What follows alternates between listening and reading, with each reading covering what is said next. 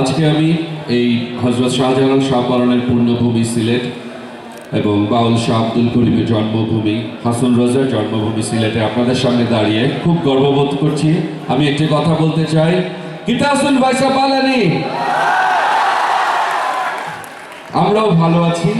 আমরা আজকে অনেক আনন্দিত, অনেক গর্বিত, কারণ হাজার বছরের শ্রেষ্ঠ বাঙালি জাতির পিতা বঙ্গবন্ধু শেখ মুজিবুর রহমানের স্বপ্নের সোনার বাংলা আমাদের মাননীয় প্রধানমন্ত্রী জননেত্রী শেখ হাসিনার হাত ধরে এগিয়ে যাচ্ছে।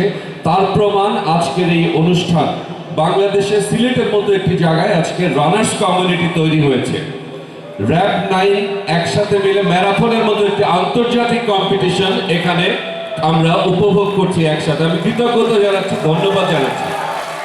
সেই সাথে যে বাহিনীর জন্মদিন আমাদের স্বাধীনতার দিনে 26শে মার্চ, র‍্যাব আজ বাংলাদেশের আপামর মানুষের বিশ্বাস আস্থা অর্জন করেছে।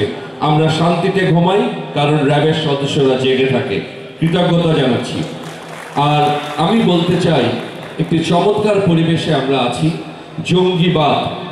জঙ্গিবাদ আমরা জানি এখন বাংলাদেশে নাই, একসময় কিছুটা ছিল, কিন্তু জঙ্গিবাদের যে উত্থান হয় আমাদের ধর্মকে নিয়ে, ইসলাম অত্যন্ত শ্রেষ্ঠ ধর্ম মনে করি আমি। আমার কাছে ইসলাম শ্রেষ্ঠ ধর্ম, অত্যন্ত ভালো ধর্ম।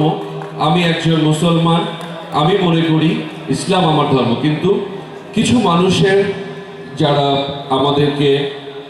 আমরা মুফতি বলি, ইমাম বলি, আপনাদের পেছনে আমরা নামাজ পড়ি, আপনাদেরকে আমরা শ্রদ্ধা করি, আপনাদেরকে ইমাম মানি, আপনাদের দুই একটা কথা যখন অন্যভাবে টুইস্ট করে ছোট ছোট বাচ্চাদেরকে বলা হয় নিজস্ব ভিন্ন স্বার্থে, তখন বাচ্চারা কিন্তু সেটা বুঝতে পারে না।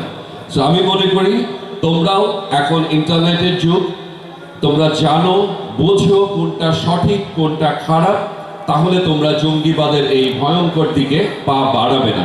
একটা ছেলে যখন জঙ্গিবাদের দিকে চলে যায় তখন তার বাকি জীবন একটি অন্ধকার ঘরে কাটে, ভয়ের মধ্যে কাটে, আতঙ্কে কাটে, এবং জীবনের শেষ পরিণতি হয় যখন আমরা সবাই মুসলমান হিসেবে মনে করি একটা ডেড বডির জানাজা হবে, দাফন হবে, কিন্তু জঙ্গিবাদে যে জড়ায় বেশিরভাগ ক্ষেত্রে তার শরীরের ছোট ছোট হাড্ডি পাওয়া যায়, আর কিছু পাওয়া যায় না, এবং সে অসংখ্য মানুষকে এভাবে অসংখ্য মা বাবার বুক খালি করে।